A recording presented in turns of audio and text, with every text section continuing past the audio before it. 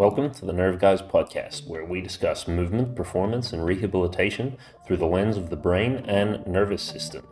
The Nerve Guys podcast is hosted by Gareth Kelly and James McCambridge. To find out more about the Nerve Guys or to book into our online or in-person training programs, please visit thenerveguys.co.uk. The Nerve Guys podcast is sponsored by Elite Vision Sticks. Every day, athletes of all levels are reaching their full performance potential with Elite Vision Sticks. Pick up yours today.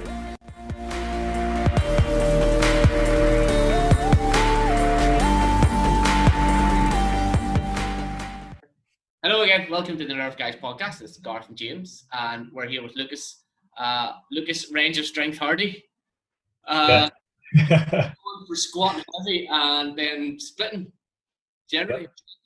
Among other things. But what I say is very quickly, I think, Lucas, if you just give us a brief history about yourself, not life history, not like I was born and then, that kind of thing, just kind of, your training history, what's led you to where you are now, kind of thing. Yeah, for sure. Thanks for having me on, guys.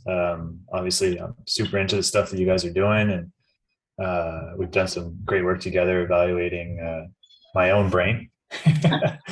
So it's cool to see how all those things link up with movement and flexibility and strength. It's just never ending. It's great. But yeah, my name is Lucas. Rangeofstrength is my tag on the socials and stuff. And I think Rangeofstrength, it really stands for the application of strength across all boards. And even more so within flexibility. And that's really my message, and my mission is to get that clear to everyone out there that flexibility training is just as much, if not more, about strength training than it is about just stretching, even though that is a big part of it, and understanding how to do that. I have been working in the field now for over 15 years.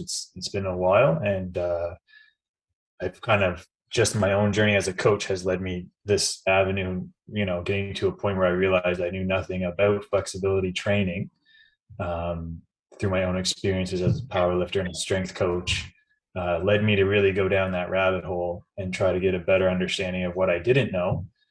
And, that led to where we are now with Rangeofstrength. And it's been a culmination of my experience as a strength coach and the experiences I've had. And it's about 8 years now where I've really gone down that flexibility rabbit hole and tried to understand it from different backgrounds. Yeah, that's I guess a little sum. So for myself, it's really cool.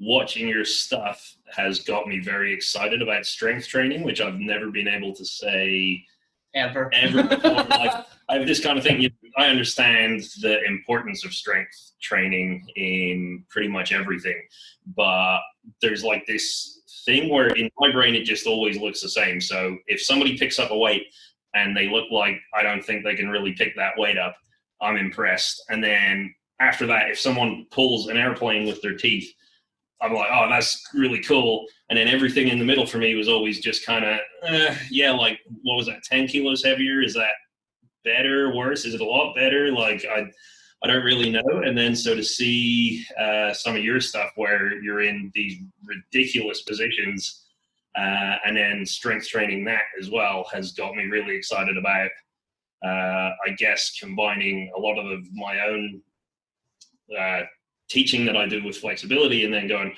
oh yeah, actually the strength at end range, there's even more to that than I'd ever previously thought, I guess. So thank you very much for that. Cool. Yeah, for sure, man. I think it comes down to, commercialized strength versus everyday strength. And that's where we got to close the gap is, telling everybody that they need to strength training this way just because it's what gets people into a commercialized gym setting and pays for the equipment and all that kind of stuff is, that's one way of thinking, but teaching people to strength train in a way that, improves their everyday lives and their movement capacities and their ability to move, it goes far beyond what's being taught, and we have to search a lot deeper. 100%. I find that a lot of the things, as well as I said, probably every podcast at some point, I blame the fucking 80s. Action films, Arnold Schwarzenegger, Stallone, action films, 70s, 80s. That brought in the whole thing of no pain, no gain, and getting really jacked, but not really focusing on functional. And that's where the modern sort of commercialized way of training has come from. Yeah. Because if you look back, and you know this well, old school strongman stuff and old school gymnastic stuff, they used to be not standard, but quite a normalized way of training. And then as people started, not watering it down would actually be the right word, I think. You would see as that was watered down, problems would go up because they just weren't, they were putting on size and strength and muscle, but they weren't actually using themselves structurally or the muscles in the way they're sort of meant to be used. And in the ranges they were used, they lost range. Yep.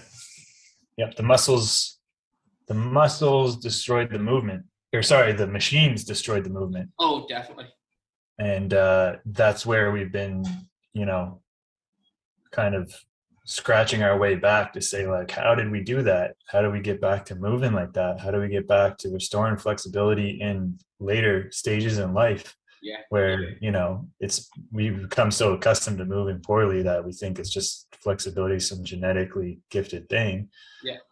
And it's not. It's just the approach to your training and taking a less modernized approach to how you strength train, the movements that you do, and applying them in such a way that keeps you moving better rather than just, I guess, filling up a muscle. 100%. And I think yourself structurally after a certain point, you can get so, as you say, filled up with muscle that it is quite hard to then actually change and do something else. So I think that's a really good way, the way you made the switch from powerlifter. Well, not made the switch because you still lift heavy, but you've then actually rebuilt the neural pathways in such a way that you've actually gained the strength to be flexible, because you can be flexible with big legs or big chest or whatever. It doesn't matter. It's just the intent and how you apply it. So I've got a quick question. See, when you started down flexibility as a training route, did you notice your awareness of your joints and space, like your awareness of your body, got better than when you were just lifting? Absolutely. Because it's about spending time in positions, and we don't spend time in positions, right? And, it's important to know, flexibility training is strength training, but just being in a stretch, learning how to understand a stretch, what's happening in your body, what the demands are, it's just something that we don't do. And I relate it very much to like when I first started strength training, because the first time I put a barbell on my back, it didn't feel good. And it wasn't like I went home and I was like, oh, I can't wait to go back and do that again because I feel like shit. But I went back because I wanted to get stronger. I wanted to, build muscle, and you want all those things when you're young. And I think that experience exposed me to, like, when it really came down that I knew nothing about how to stretch even or be in a position, I had to adopt that same mindset. It's like, this feels like shit. I don't know what's happening, but I need to keep doing this to get better at it. So it's very much its own practice. And as you get comfortable in doing that, you understand positions, you understand, I think this is even where end range training or end range strength, whatever you want to call it, comes into the picture, is actually being able to actually put yourself in a stretched position and create contractions and awareness and be aware of that end range. That's where it starts. It doesn't start with a really heavy Jefferson curl or, forcing yourself down, like with weight or things like that. It starts with being in a stretch and understanding the demands of it. And you're at an end range. So I think, when I started, man, I just realized I had never stretched before. To be honest, like, I've never actually held a stretch or, earned the right to say that I've actually given this a fair shot. And that's where things, snowball and we start going deeper and deeper. Yeah, I remember the first time I attempted splits. Now, this going back a long time ago. And I just thought to myself, holy shit, what's just happened to me? It's like, I was like, why? This is worse than anything I've ever experienced in my life. But after a while, you get comfortable, you get safe. Your brain starts to feel a bit safer, so it allows you to push it. Because once you're strong enough to get into position and out of a position, you start to be able to get comfortable in it, and you start to be able to access it, and find that your methods of training a lot of flexibility. And a couple of other guys that you would follow and learn, like strongman archaeology and stuff. Because as much as his stuff is strength training, it's a hell of a lot of flexibility training as well. Strength training and flexibility training, it's like pain and focus, two sides of the same coin. You shouldn't really be able to tell them apart. Yeah, sure. And generally, the way we look at it. Yeah, I always find I think the way I always describe it, the way we try to sell it is there's just only two parts really to flexibility. There's making your body feel safe. So we reduce the threat levels in the body to allow you to move into more difficult ranges. And some practices are quite good at doing that. And then there's the other side of it, which is increasing the strength at end range, which is the second part of it, I guess. But if you don't address both of those, it kind of doesn't really happen. You can improve your strength at your end range, but if your end range is really bad because your body feels, I don't know what's going on, because maybe you're lifting too heavy, too hard, too quick, then you're probably going to get really good at being in that range, but probably not any further out, which I think is a little bit like what you were talking about, of not making it too intense at the furthest that you can go straight away, because then your body will react and say, no, I don't like what's coming. And then no matter how much strength you try to build, actually, you're not going to get that little bit extra. And just as you're talking there about building the strength and, going into repping into end range, you were talking a little while ago, it was on another workshop you were doing that I was in. In fact, this morning, it was all about the piriformis, and there was a question in it about the bench aided piriformis and repping forward. And that will build up strength to pull you into this position, but you'll never truly own that position, and that's why you'll end up injured in that position. Yeah. If you spend time, use strength to gain access there, and that's exactly it. Rep it out, get in there, but you want to go in and spend time in there to truly own a position, because you can't just do active. You need to have passive in there to truly get comfortable. You need to relax. Yeah, absolutely. Yeah, and it does come more about, like, at the start, learning to condition your brain and nervous system to know what these positions feel like and that it's safe to be there. Yeah. Like, once we know what it feels like and what's happening, we can start loading and, performing these more, I guess, extreme kind of styles of strengthening and improving flexibility. But I mean, you never really move away from one or the other either, because training in life is not linear. So the more tools you have in your toolbox, like, if I'm interrupted for whatever reason in my life, that's how I look at it now, because I was interrupted in my powerlifting. I got injured quite badly, and that's what brought me to flexibility. So I can't say for sure that I'll never get injured again, because I put myself in scenarios where you never know, right? But I have the tools now, and I have the degrees of freedom in my movement capacities to better manage and deal with these setbacks, or these, you never know, right? These kind of scenarios that may happen. So it's a good feeling. Like, I guess if you were to actually say that there was a bulletproof feeling, it's knowing that you can manage and deal with the unpredicted or, unplanned kind of scenarios in your life. It's like, I know what to do, and I know it's going to be okay. Yeah, 100%. That actually, so at the minute I'm dealing with that cartilage tear in the hip. But I'm not worried about it at all. It's fine. Once the acute pain's over with, which is pretty much now, I just go into the toolbox and I start working back. Anything I've had before is going to come back straight away. There's nothing, I'm not worried in the slightest. And that kind of works quite well in the way we teach things. So I think I've mentioned it before, it's mobilize, lengthen, stabilize, and strengthen. Yeah. It's slightly different for a lot of things. So our mobilize is getting access to ranges in the joint. So getting the joint moving mechanically, but also getting neural activation going in there. So, sensory stimulus, things like that. Lengthening it is lengthening the ability to get into these positions, get comfortable there. Stabilizing it is what we would consider, getting it strong, being able to control it through your full range of motion. Most people would say that would be the strengthening part, but our strengthening end of it would be you're able to have options for the rest of the world. So if something unexpected happens, you have the strength to maybe not get as injured, if that makes sense, or so you're not totally busted and out of the game. So I think that's a good thing. That's exactly sort of what you're talking about, is options.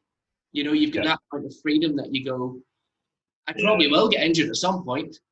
Yeah, never know.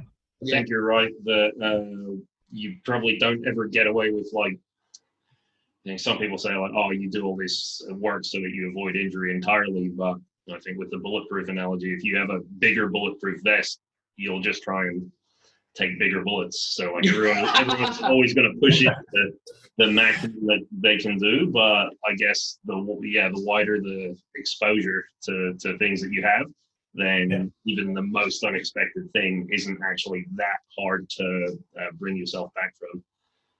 For sure. Yeah, and it's, when you think about how we get injured, it's like, I mean, for the everyday person, it's like, rolling your ankle or tripping and falling or things like that. And like, I mean, I don't know how many times I've rolled my ankle in the last couple of years, like where I was like, oh shit, but it was fine. Right. Like I had all this like, oh, okay. It's, like that could have been much worse. But the ability to rebound and recover from that is how we need to look at our training, is like, one of the reasons why we get so injured when those things happen is because we never expose ourselves to those things. Yeah. And that the whole bubble wrapped. Oh, 100%. Yeah. When you said, I was listening to, it was your most recent podcast where you were talking about, the basics, and I can't remember what you called it. It's something about being grounded, or but basically spending a lot of time down in the ground and down on the floor. And actually, I think that's a big thing, not just like for your strength and your range because of the positions you have to put yourself in, but one of the worst, like your worst injuries are going to send you to the ground. So like the worst things that happen are when you end up falling. And actually, if you're just on the ground with a ton of options rather than only 3, that's going to be pretty good as well. Yeah, think about the simplicity of that. Like, what happens if I fall? We'll just spend some time sitting on the ground. So you know what the ground feels like. It's like, like no one even thinks about just sitting on the ground and spending time just, connecting in that kind of capacity. So it's that simple. Sometimes you think about it like, I'm afraid to fall, I don't want to get hurt. Well, learn how to actually sit on the ground, be there first. And that all comes back to just safety, the brain feeling safe, because obviously we look at it all from a brain point of view. One of the main things your brain is worried about is falling over. It's literally like Futurama in the glass jar. It doesn't want to fall over onto the ground because the ground is going to break it. So if you get comfortable being on the ground and moving around the ground, all of a sudden that threat level is a little bit less. So it just allows you to move it more freer, allows you maybe take a bit of a risk in movement. Say jump, or say if you're playing ice hockey or something, it allows you to go a little bit further, a little bit faster, a little bit whatever, because it's like, oh, I've been here before, I can just roll my way out of it. So that to us is, safety is kind of the key. And I think a lot of people try and push, especially with flexibility training and strength training, try and push too far, too quick, so that their nervous system is a little bit petrified. What do you find that kind of, especially if somebody new jumps on your program, say, and the way if they're doing the basics and you've got them on a basics program, say they're just starting from scratch, they're very quickly like, I want to push, I want to do this. Do you ever feel like you need to go, no, you need to build the foundations for the house first? Yeah, I mean, I think I've gotten also good at like knowing how to push someone with the basics. So that's the thing too, is like a lot of times it's more like a craving to feel like you're training harder. And you can make anything hard, right? So you can make some of those basic applications and movements quite difficult for someone. And once you humble somebody, like again, if you sit on the floor and try to do a leg lift on the floor, it kind of humbles them real quick, and they realize like, oh, I shouldn't be pushing myself. I can't even lift my leg off the ground. It's like, yeah, so yeah, it's one of those things. And I think, when it does come to safety, it's the sooner you can introduce someone to the unsafe, the better.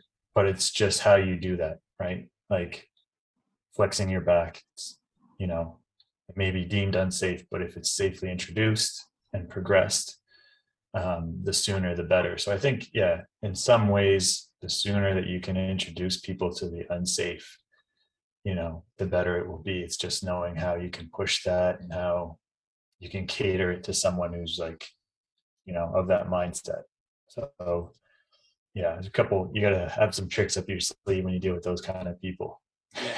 Yeah, I think that's got a lot of value for like people's buy-in as well. So like I always remember the old school kind of circus coaches that I would work with that would tell you, this is the shoulder position needs to be, way up above your head for this specific like handstand skill. You go, all right, cool. Mine don't do that. So what should I do? Well, just keep pushing them up and they'll eventually get there. It's like, yeah, but they don't. Like, surely can't I just train it in this position? And it's like, well, no, that's wrong. That's not a safe position. And I was like, okay, but it's the position I'm going to get right now. Like, can't I make myself strong in this position? And then, from there, I'll probably progress and I'll probably find that the position you're telling me is a bit easier once I'm capable of it. But I feel like that approach, rather than it being, perfect form straight away or nothing at all, you actually get to experience all the little dangerous things that you can just start to work out on your own. Oh yeah, that actually doesn't feel as good. I can do it, but I'd rather be here. And you get people buy in a lot quicker. Yeah, you can get a better understanding of your body, right? I think that's where you need to start, is understand your own body, and rather than comparing yourself to what someone else might be doing. And then once you understand your own body's capacities, you can move it along the path, right? Yeah, because every exercise you'll ever prescribe, once it's done once, even the same person can never repeat a movement exactly the same. It's impossible. It's totally impossible. Doesn't happen. So everything is slightly different, and that's how the brain obviously builds up safe options and safe like freedom of movement and stuff, because it's got all these little options that it's had in the past, so it can predict what's pretty much going to happen. But it's good to, as a coach, that somebody might be doing the same program as somebody else, but you want to build up that autonomy as quickly as possible, where they go, oh, this feels better if I'm slightly like this, or I'm slightly like that. You can't, as you say, you want to give people the freedom to learn their own body. Yeah, absolutely. Yeah, and and to build up their little maps in their head of their own body, because you'd be surprised how much modern living doesn't allow for that to happen.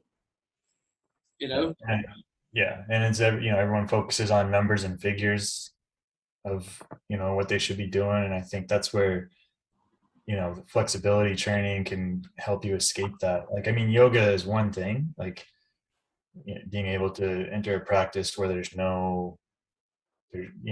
going to move in and out of positions. It can sometimes be monotonous and a little too specific, but like if you need to stretch more on your left side than your right side today, then that's what your body needs, and learning that that's okay. Yeah, I think it's a very powerful tool for people who obsess over how much they need to do and why. And it's like, no, you just need to understand your body, what your body needs, and kind of build off of that kind of approach. Yeah, because there's nothing symmetrical in the body. No. Heart bigger on one side than the other, diaphragm's bigger on one side than the other. You were to open yourself up, nothing's even here. It's all messed up. It's all over the shop. And it's the exact same. So why would you think that something for one side is going to work exactly for the other side at any given point? It's totally right. So you just need to learn, oh, maybe I need to do an extra set, or I just actually need to do this side, or I might need to do something, as you say, I might need to maybe externally rotate this side, internally rotate the other side, whatever. It's that kind of options thing. So have you, obviously now you've been doing flexibility for 8 years or so, like hardcore, diving deep. I know we've done a neural assessment and stuff in the past, and that with you, which I totally forgot about until you reminded me at the start.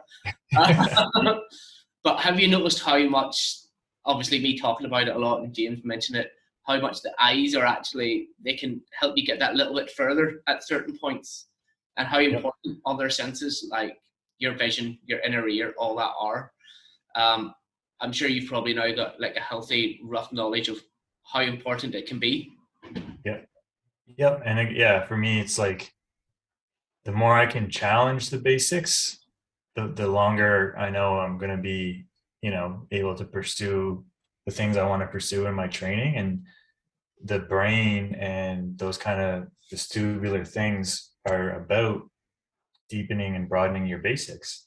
And that's been a big one for me, whereas like all I have to think about on this next lift or whatever is about where my eyes are going or what I'm thinking about that way, or how I'm approaching those different angles. And that's a powerful piece, right? Like you can never have enough of an understanding of how the whole body works as a unit, the brain, the nervous system, and the muscles.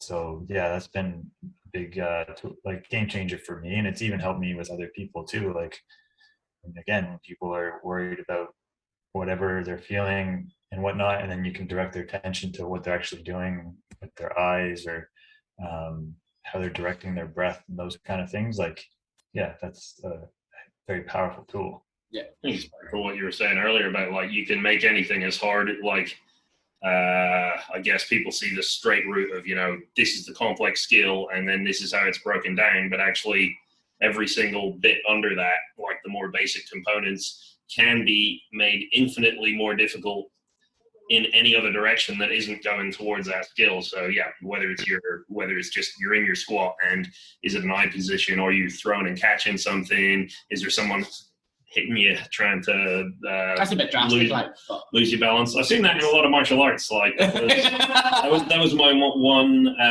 when I was about 7 years old or 8 years old, and I remember being in a martial arts class, and they were doing someone who was going for a black belt braiding and had to do a horse stance, and he just said everyone's just allowed to go up and just like whack, slap, punch. You weren't allowed to go for the face, but you could just do whatever you wanted. And she just like stood there and had to take it. And this is only like a really vague memory. I was definitely like 8 years old, and I just remember going like, "Oh, that's really weird." But yeah, that is really weird. I don't know any martial art that does that. But in terms of strengthening, like, well, I mean, the Shaolin, they do that at the Shaolin still, right? Like holding a stance and getting hit with a stick is like, it's a whole different kind of way of training your brain and training your endurance capacities to take those kind of things. Like, because again, at the end of the day, it's like pain. Like, what kind of pain is it? And how do you define pain? And everyone's always talking about pain. It's like, is it pain? Like, what is pain? And I think that's why athletes are so easy to work with. Like, I don't work with as many athletes as I used to, but they're always so easy to work with, or even former athletes, because they've experienced high thresholds in their bodies. So when you start like, getting in and asking them to do more, it's a lot easier to coach them through that. But maybe you just need to hit them with a stick. I don't know. Given the chance, always hit somebody with a stick. Not randomly in the street, like with consent. Don't just run around because you're going to get arrested. But it's sensory. Yeah, it's another side of the same coin of like being aware in your body. Well, pain is the same thing. So if you just get someone in off the street and they're stretching for a little while, it's like, well, this hurts. And it's like, okay, well, how bad does it feel? And if they're not used to that sensation, their brain's going, well, I don't know either. Could be it's somewhere between, the guy picking up the weight or pulling the plane. It's like, is either really bad or not bad or somewhere in the middle, and I'm not sure. So to keep me safe, I'll assume it's somewhere really up higher, like it's worse. Whereas if you get someone who a contortionist, and they get like they had their coach in the past was pulling them and yanking everything, and they'll go, oh, this is kind of sore. Okay, how bad is it? And they'll be able to tell you exactly. It's like, yeah, no, it's not a problem. It's just I don't like it right now. it's something I can deal with. It's just your brain saying, be aware of this. This shit ain't cool. Kind of, basically. But Learning discomfort. Yeah, exactly. Always flirt with discomfort. Always. It's really good. Intensity. So unfortunately, learning can happen, instantly. It just depends how intense it is. So, put your hand in a fire, you really learn pretty quick that it burns. Unfortunately, intensity is usually linked more towards uncomfortable, not nice things than the good things. There's way more intense bad things than there are good. So learning that discomfort and pushing the intensity a little bit further into discomfort is a great thing for helping certain learning. So inflexibility, you're never really going to get very far if you don't stretch to the point that you don't feel it. Yeah. That kind of thing. So I think there's a lot to be said for learning to get comfortable in the discomfort a little bit. Yeah, for sure. Yeah, and the workshop we just did there, we talked about those rules of thumb, right? Like learning, how a stretch sensation ramps up over the hold of a stretch, not necessarily getting into your deepest stretch and seeing how it feels, but like I could create a stretch sensation quite easily and then let it like build up and these are like the pieces that people need to learn, right? Is like how actually it feels to create discomfort rather than just like be in discomfort. You have to learn how to create it, kind of thing. Yeah, definitely. You can generate a lot of force without having to be in range, without having to be at the end of your range of movement. Force is a massive, massive tool when it comes to helping you get that stretch, helping you actually, because a lot of people stretch to release a muscle, so to speak. Just as a general term, let's not break it down, but a lot of people would stretch to release a muscle, say the hamstrings or whatever, but actually they've got it in their head they just need to lengthen a stretch and lengthen the range of movement, but they can actually contract, relax. There's all different types of stretching available there and all different types of force that can be generated, and they can get the same result. And I think that's a big light bulb for a lot of people. Once they realize this, I think then their training goes from like petering along to straight up, because there's so many things they can do. Yeah, that's cool. Yeah, but yeah, that's really it. We promised we keep it short, so you can get on and enjoy your Sunday. Yeah, it's all good, man. I appreciate you guys having me on. It was just nice to get a chat with you because we haven't spoken in a while either. I've been listening to all your podcasts as well. So. Well, everyone keeps asking me why my eyes are looking up when I squat now. And I just say it's because of you guys. So if my eyes go up, then the weight goes up. So it's true, though. It's exactly true. Get all them spinal muscles firing. Yeah, it's working. That's it. It has to be done. Although I have noticed, though, there are some people that they just do not like moving their eyes. They just hate it. Nope, don't want to. Yeah. It's like a fear. I feel with squatting too, it's like a fear. It's like if people aren't they don't know where their body's going. Yeah. They're afraid to take their eyes off of that direction. Oh, 100%.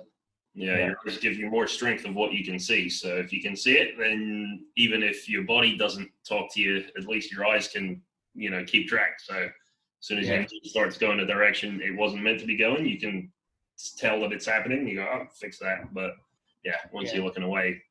Yeah, have you ever? It's really fun asking someone. Now, don't do it on a max out weight or anything above 80%. I wouldn't even think of trying this, but get them to squat 4 or 5 reps with their eyes open, then get them to squat 4 or 5 reps with their eyes closed, and they will find it so much harder with their eyes closed because your eyes will give you access to a lot of strength. Because as James says, you can see what's happening. You're like, oh, all's good. But as soon as you close your eyes, your brain's going, lads, what have you done? It's like driving with no lights on in the dark. Yeah. It's like there's something bad going to happen. So it will make you weaker. And it's just one of those nice little things. Like, especially if you've got an athlete that's injured and they want to come back and you go, why am I doing all these eye exercises? And you're like, trust me, do this and you'll see why your eyes are important. But yeah, try that for the crack and let us know. Yeah, I will for sure. But yeah, we'll let you shoot on. Great. As I said, cool. Short and sweet, half an hour, 40 minutes, job done. But yes, jump on Instagram if you don't follow Lucas already, which anyone that watches this, I'm sure already does. But Range of Strength, get flexy, get strong. Yeah. Look good in t-shirts and small shorts. Yeah, that's it. That's the new slogan. Yeah. Thanks for having me on, guys. I appreciate it. And I look forward to sharing this out once you guys post it up. Thanks a lot, dude. Right, no problem. We'll speak to you later. Have a good Sunday.